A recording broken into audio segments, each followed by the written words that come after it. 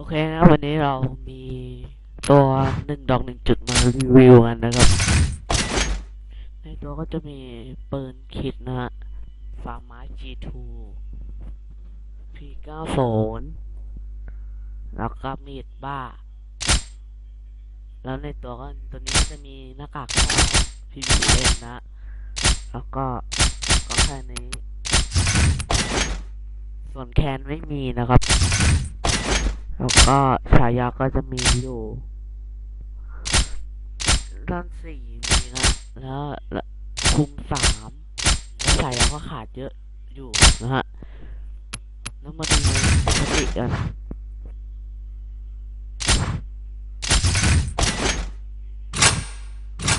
สถิตินะนี่นะก็โอเคนะก็จบกัน